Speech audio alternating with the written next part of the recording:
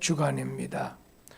저는 오늘 건강한 신앙생활을 유지하려면 이런 말씀을 좀 드리려고 합니다.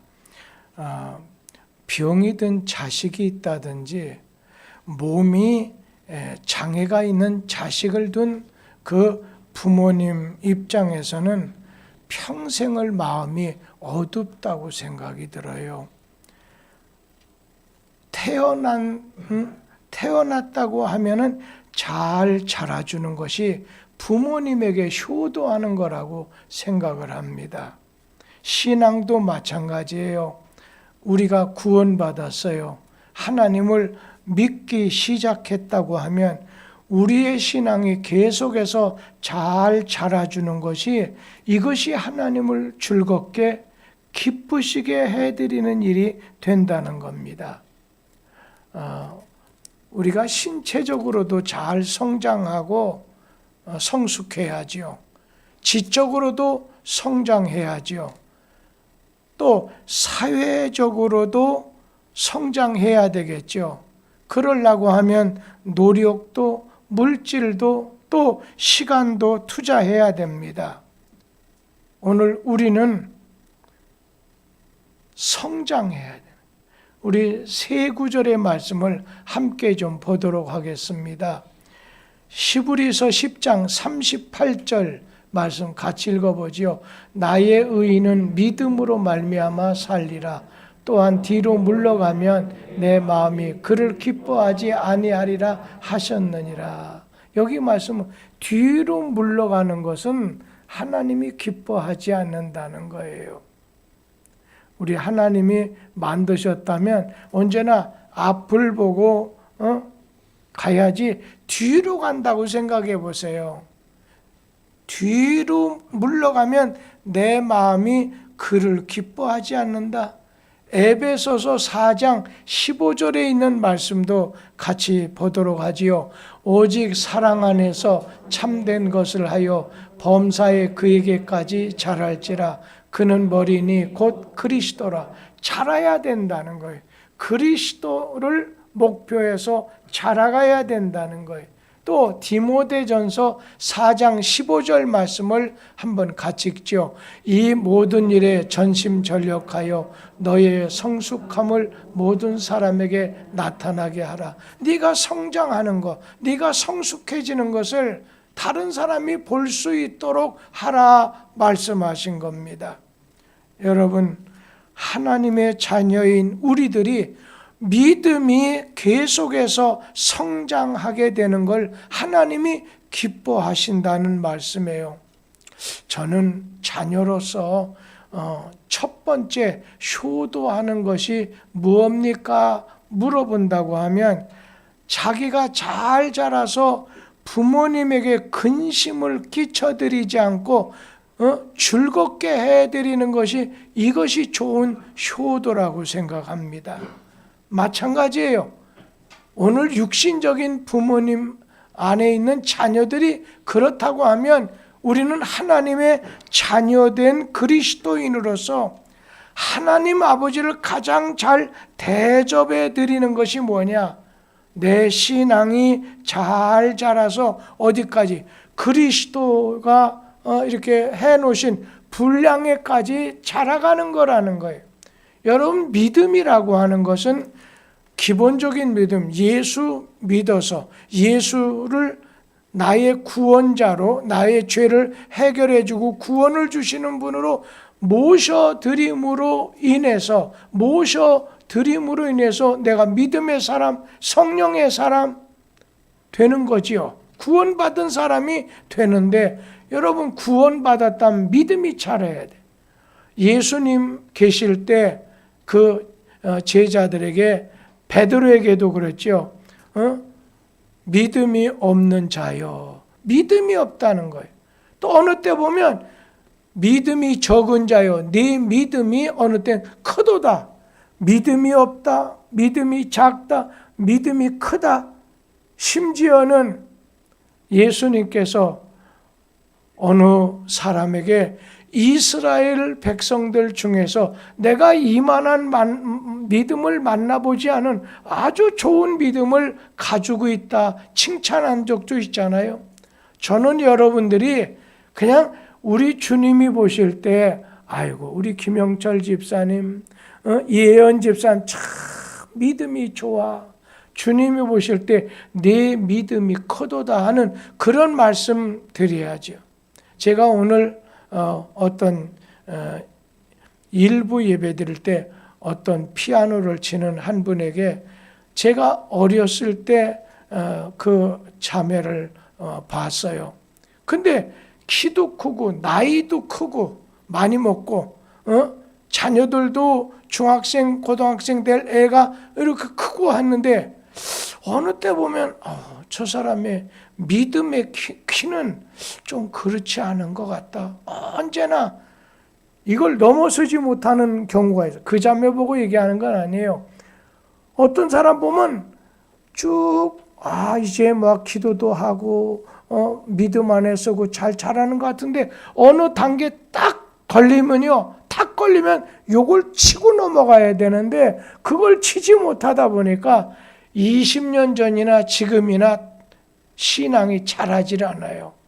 시험이 왔을 때 인내가 요구됐을 때 참아서 그거를 올라서게 되면 좋은 믿음의 사람이 될 수 있는데 하는 그런 마음이 드는 거죠.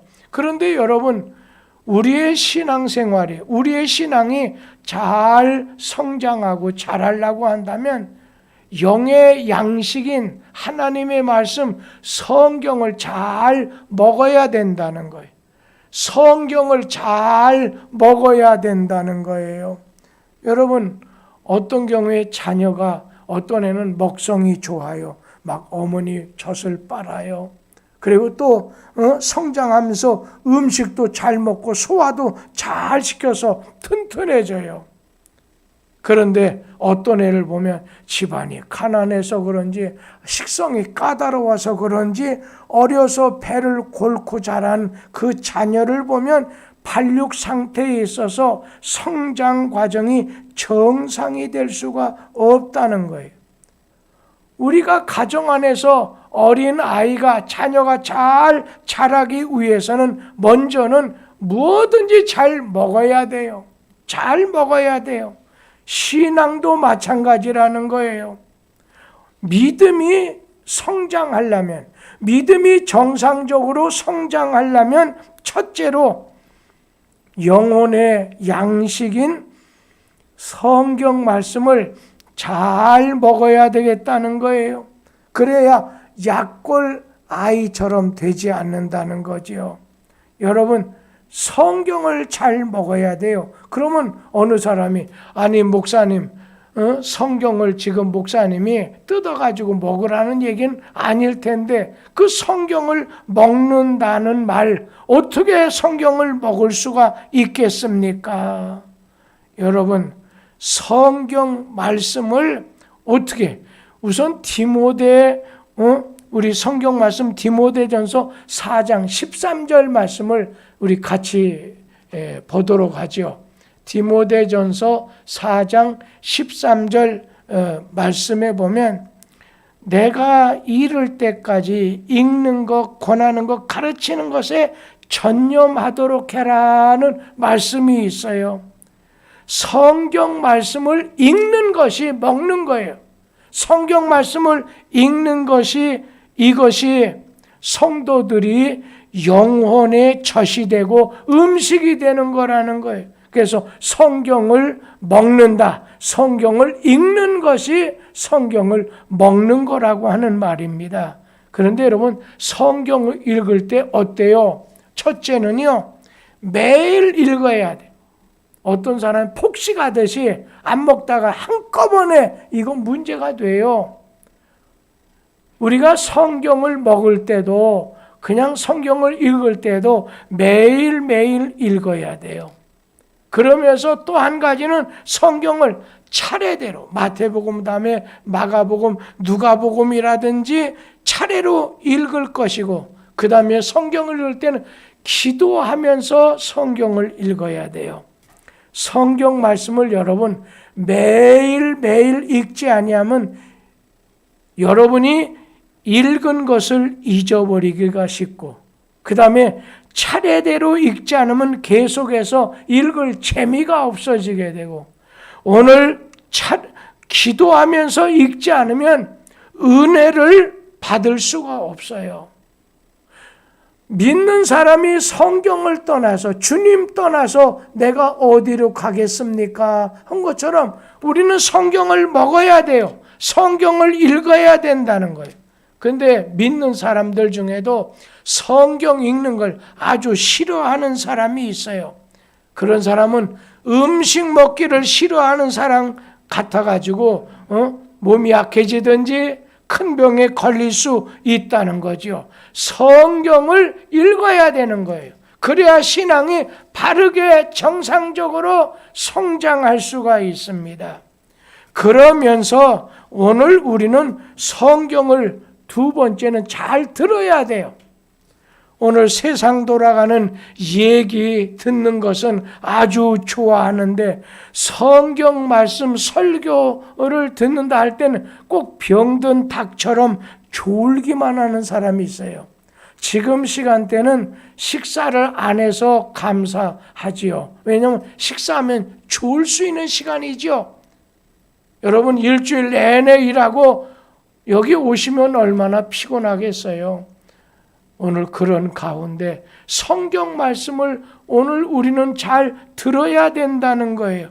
성경 우리가 하나님의 사람으로 신앙적으로 잘 성장을 하려고 하면 성경을 잘 들어야 돼. 설교를 잘 들어야 된다는 거예요. 어떤 사람은 성경에 맛을 붙인 사람이 있어요. 그러면서 성경에 있는 대로 목사님 성경 말씀 듣는 것이 송이꿀 같다 시편의 말씀인데 내가 체험했습니다. 그래서 제가 이제 체험하면 또 당신 신앙생활 10년 20년도 지났는데 성경 읽는 것이 송이꿀이 제일 좋은 꿀이잖아요. 그것처럼 너무 빨려 들어간다는 거예요. 그런데 어떤 사람은 아직까지 그 단계에 이르지 못하고 성경을 읽으면은 막 졸리기도 하고 수면제도 아니고 그런 사람도 있다는 거예요. 오늘 우리가 신앙적으로 성장하려면 성경 말씀을 힘써서 배워야 됩니다. 성경을 배워야만 알 수 있어요. 성경은 배우고 성경 배우기를 힘쓰셔야 돼요. 여러분 성경을 배우려고 하면 오늘 교회 안에서 성경 공부라든지 성경을 연구하는 요즘에 구역공가도 있잖아요. 이것도 똑같은 거예요. 성경을 연구하는 이런 모임에 참석해서 열심히 공부할 수 있을 때 신앙이 자라게 되는. 그러니까 여러분 우리가 살고 성장하는 재료가 뭐냐면 성경 말씀이에요. 하나님의 말씀은. 그래서 사람이 떡으로만 사는 게 아니라 하나님의 말씀으로 살아야 된다. 하나님의 말씀이 자료예요. 그것이 나를 구원하기도 하고 나를 자라게도 하고 성장하게 만든다는 거예요. 그 다음에 또 하나는 우리가 신앙 안에서 잘하려면 성경 말씀을 묵상하는 훈련을 항상 이제 쌓아야 된다는 거예요. 우리가 성경을 읽고 성경을 듣고 성경을 배워도 자신의 오늘 신앙에 별 도움이 안 된다고 하는 것은 그냥 흘려버리기 때문에요. 여러분 물레방아 보세요. 그냥 계속 흘려버리는 거예요. 돌아가긴 하는데 계속 물을 갖다 다 쏟아버리게 되는 거죠. 읽고 우리가 듣고 배운 말씀을 반드시 묵상하는 훈련을 해야 됩니다. 저는 어느 분이 목사님 나는 큐티를 합니다. 고상하네요. 내가 경건 훈련을 합니다. 좋습니다. 그런데 이런 분이 있어요. 목사님 이거 우리 딸이 사줬어요. 그래서 뭘 사요? 카세 테이블 해서 이렇게 차를 타고 그분이 차 가지고 많이 다니는데 찬송, 경음악, 찬송을 이렇게 하나 사줬다는 거예요. 딸이 사주니까 잘 갖고 다니는 것 같아요. 늘 가면서 이렇게 들으신다는 거예요. 그러다 보니까 이분이 기도 색깔이 달라지고 이분이 흥얼흥얼 처음에는 이게 무슨 찬송이야. 찬송도 몇 곡 부른다. 복음성가도 듣고 하다 보니까 늘 주님을 생각만 해도 늘 주님을 생각하는 것이 묵상하는 거지요. 큐티를 하게 된다는 거예요. 우리가 소가 되새김질하는 걸 보잖아요. 막 풀이든 뭐든 짚이든 막 소는 무조건 먹죠. 그러고 난 다음에 뭐 계속 먹어요. 그러다가 어느 자리에 눕게 되면 하고서 이 배에서 겨내는 거죠. 그래서 넓은 이빨로 딱딱딱딱 그래서 소화를 시키게 되잖아요. 무슨 말씀이겠어요? 소의 되새김질 같이 우리는 묵상을 해야 된다는 거예요. 자꾸만 생각해요. 주님의 말씀 생각만 해도 조건을 항상 주님을 생각하고 말씀을 생각하고 그래서 오늘 우리는 암송도 필요하고 주님의 말씀을 묵상해야 된다는 거예요. 그러면서 성경 말씀을 우리는 전하는 것에다가 힘쓸 때 우리의 신앙생활이 잘 유지가 되고 성공할 수가 있습니다. 어느 사람 읽고 듣고 배운 말씀을 묵상해서 자기에게 주시는 말씀으로 받아서 그 말씀을 기회 있는 대로 남에게 전하고 증거해 주는 거예요. 내가 하나님으로부터 여기 웅덩이 안에 이렇게 물을 받았어요. 그거 그냥 놔두면요 그냥 썩어버려요. 그러나 샘물은 자꾸만 하는 걸 파내는 거예요. 전해야 돼요. 복음을 전해야 돼요. 그럴 때 내가 새로운 믿음으로 자라게 된다는 거예요. 그러면서 성경 말씀을 순종하고 실천할 때 우리의 믿음이 자라게 돼요. 우리가 읽고 듣고 배운 말씀이 내 일상생활에 연결이 되려고 하면 오늘 비로소 성경 말씀이 영의 양식으로서의 기능을 다하게 되는데 그렇기 때문에 말씀을 순종하고 실천하기를 힘쓰라는 것입니다. 내가 영적으로 성장하기를 원해요. 신앙이 자라기를 원해요. 성경을 읽으라는 거예요. 성경 말씀을 들으라는 거예요. 성경 말씀을 배우라는 거예요. 성경 말씀을 자꾸만 우리가 묵상하고 그것을 남에게 전달하고 그 말씀대로 살아야 된다는 거예요. 내 영혼이 성장하려면 가장 기본적인 재료가 말씀이에요. 또 한 가지는 신진대사가 잘 돼야 된다는 거예요. 신진대사가 잘 돼야 됩니다. 어린이가 잘 자라려고 하는 데는 신진대사가 원활해야 됩니다. 성도도 마찬가지예요. 영적인 신진대사가 오늘 원활하지 않으면 병이 생겨요. 잘할 수가 없어요. 여러분, 신진대사가 뭐예요? 쉽게 말하면 탄소 동화작용을 생각해 보세요. 한 예를 들어서 나무가 탄산가스를 들여맞아서 우리는 탄산가스 맡으면 죽잖아요. 탄산가스를 오늘 나무가 막 빨아들여. 그리고 나무에서는 우리에게 뭐죠? 산소를 공급해. 사람에게 없어하는 산소. 우리 자신은 주님에게 회개 기도로 탄산가스를 주님에게 죄는 내가 해결할 수 없어요. 그러니 주님에게 기도하는 거예요. 그리고 하나님이 공급하신 은혜를 또 받아들여야 되는 거예요. 이러한 신진대사를 잘해야 되는 거예요. 그래서 기도를 가르쳐서 뭐라고 하면 영혼의 호흡이다 말해요. 영혼의 호흡이다. 그래서 자꾸만 내버릴 거 주여 용서하옵소서 한 예를 든다면 탄산가스 내버렸다면 이제는 산소를 들이마셔. 하나님이여 나에게 지혜로운 마음 주시고 이렇게 하라는 말이에요. 탄산가스 빨리 뿜어내야 돼요. 죄 있는데 죄가 그대로 품에 있으면 안 돼요. 그러면서 이 오늘 기도라는 것은 영적인 노동입니다. 저는 저 충현교회 옛날에 김창인 목사님이라고 하는 아주 참 품위가 있는 분이었어요. 그분이 말씀하시기를, 여러분 목사님들 8시간 일할래요? 8시간 기도할래요?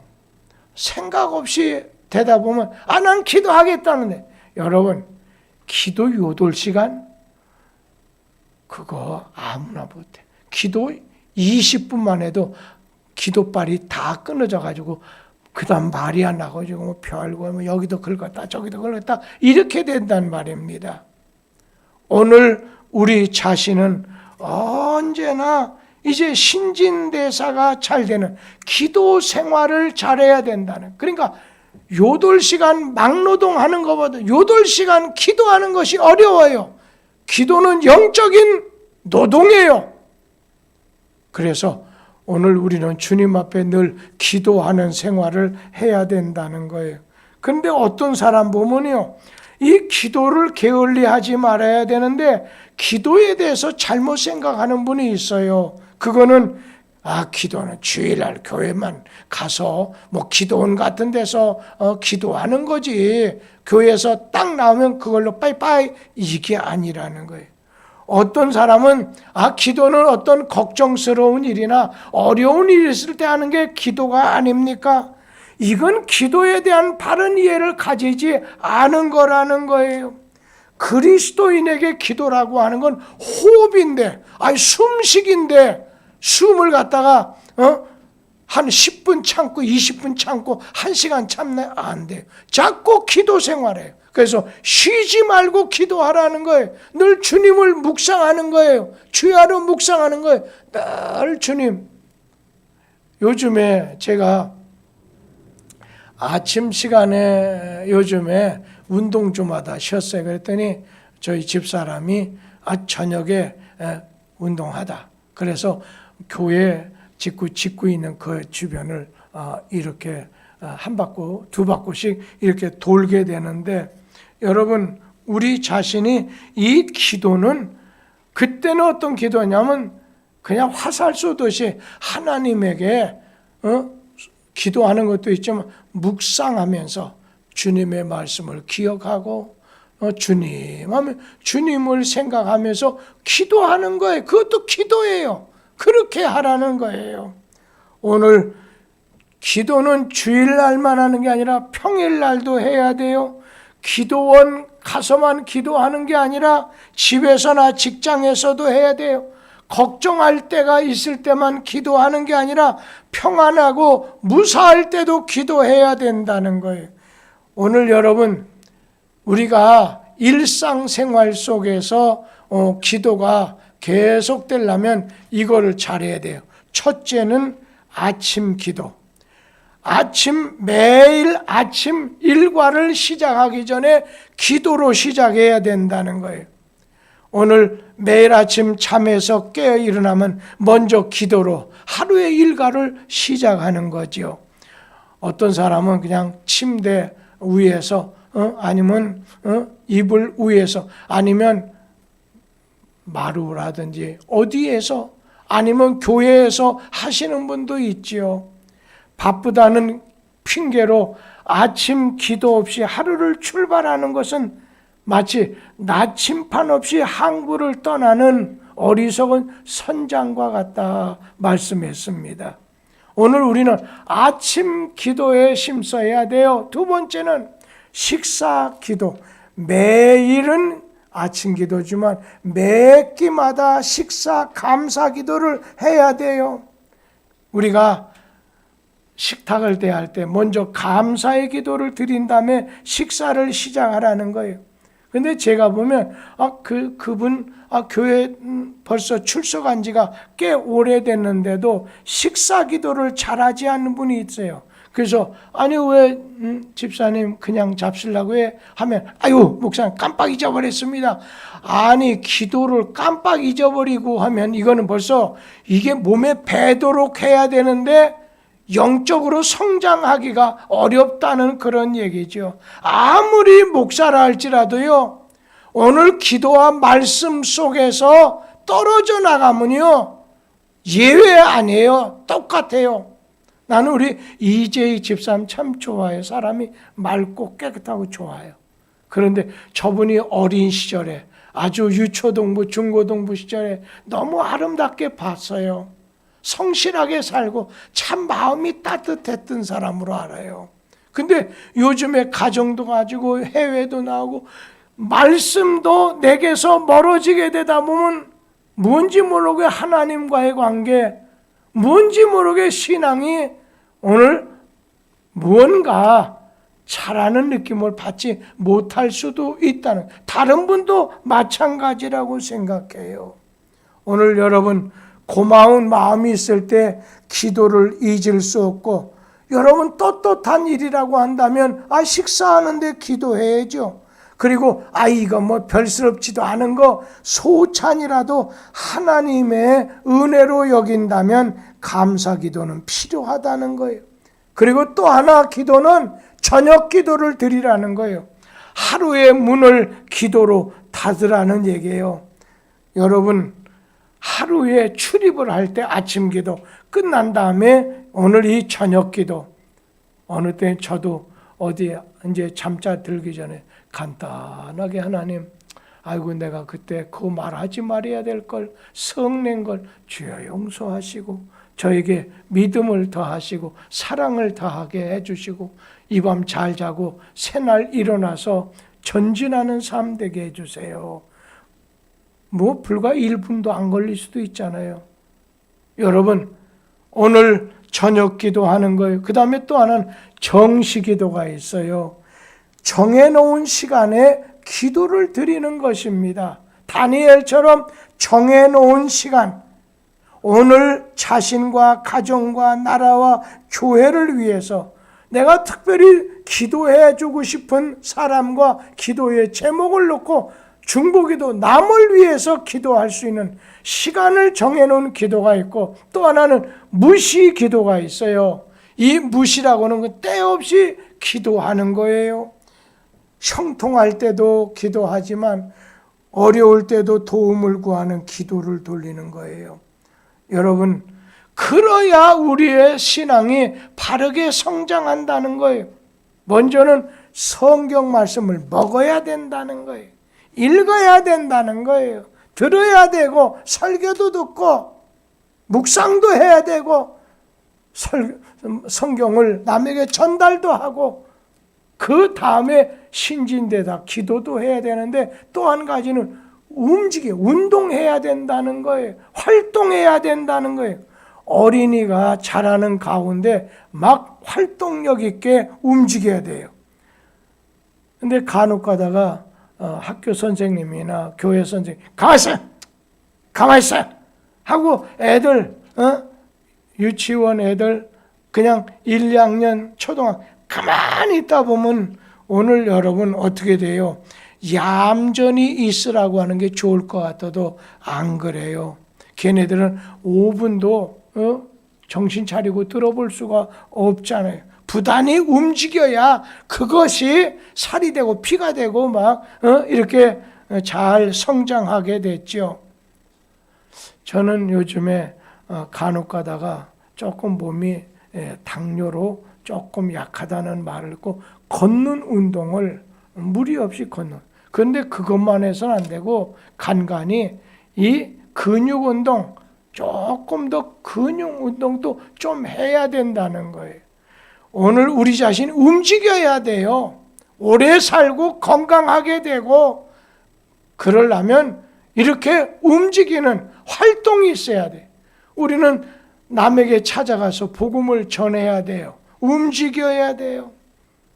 그러려면 어떻게 움직여요? 제일 먼저 활동하고 움직이라고 하는 말은 예배에 꼭 참석하라는 거예요. 예배에 꼭 참석해야 돼요. 예배 참석하려면 시간도 빼놔야지, 청송도 들어가야지, 교회 가야지, 차를 타든지 이제 걸어가든지 해야 되잖아요. 그런데 요즘 사람들 움직이길 별로 좋아하지 않아요. 주야 좀 더 눕자, 편안하기를 좋아하다 보면 그냥 예배에 어떻게 빠지면, 그리고 요즘에 그냥 델타느니 오미크론 이거 있다고 하면 지난 11월 때 위드 코로나로 나와도 좋다 했는데 이번 주일날, 지난 주일날 추수감사절보다 그 다음 주일 전주가 말이에요 30명이 안 나와요. 오늘은 더 많이 안 나왔어요. 왜?